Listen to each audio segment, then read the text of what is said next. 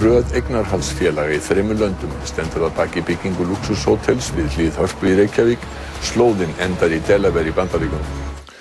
Nú rétt í þessu bárust þær fréttir að grísk flugmálayfirvöld neiti því að flak flugvélarinnar hafi fundist, líkt og egypsk yfirvöld hafa sagt áður.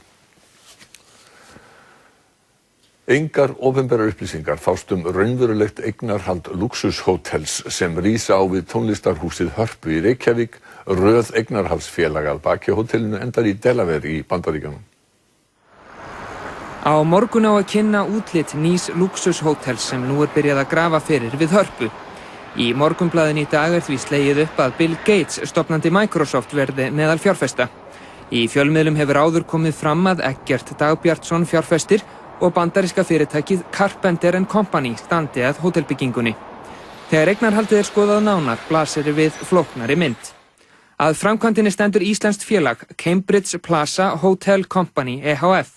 Stofnandi þess var annað íslenskt félag Cambridge Plaza Port Company ehf.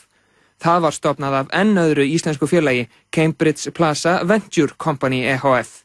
Öll voru félögin stofnuð samdægurs í ágúst í fyrra og í stjórnum þeirra sitja íslenskir lögmenn. Að baki félögunum stendur svo enn annað félag skráð í Hollandi, Cambridge Netherlands Investors BVF, sem samkvæmt gögnum úr fyrirtækjaskrá hefur 1 evru í hlutafé. Í stjórn þess sitja ekki raunverulegar persónur, heldur félagið Orangefield Netherlands BVF, alþjóðlegt fyrirtæki sem þjónustar önnur fyrirtæki. Næst verður eignarhald hótelsins við Hörpu rakið yfir Atlantshafið til félagsins Cambridge Iceland Investors.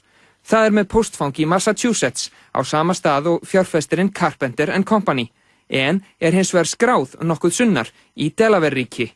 Þar endar eigendaslóðin. Delaware þekkt lágskattasvæði sem hefur verið gagnrýnt fyrir þá leynd sem þar ríkir eignarhald fyrirtækja. Samkvæmt upplýsingum frá fyrirtækjaskrá í Delaware þurfa félög af þessu tagi hvorki að skila ársreikningum né upplýsingum eigendur, aðeins stofnskrá. Í henni kemur lítið annað fram en nafn fyrirtækisins og hver fer með umboð fyrir það gagnvart stjórnvöldum í Delaware. Fréttastofa fékk þær upplýsingar hjá umboðsfyrirtækinu að það gefi engar upplýsingar viðskiptavinnu sína. Engar skjalfestar upplýsingar eru því fáanlegar raunverulegt eignarhald hótelsins við Hörpu. Skömmu fyrir fréttir barst hins vegar yfirlýsing frá Haraldi Flosa Tryggvasyni, lögmanni fjárfestana, þar sem segir að raunverulegir eigendur Delaware félagsins séu Richard Friedman, forstjóri Carpenters & Company, sem sé ráðandi eigandi, 3 nafngreindir starfsmenn Carpenters & Company og fyrrnefndur Eggert Dagbjartsson í gegnum enn önnur félög í Massachusetts og Delaware. Í yfirlýsingu frá Friedman segir að farið hafi verið í gegnum félag í Hollandi vegna tvísköttunarsamninga.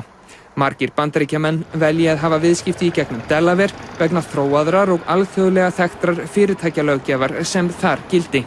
Engin skattaskjólsfélög komi að eignarhaldinu.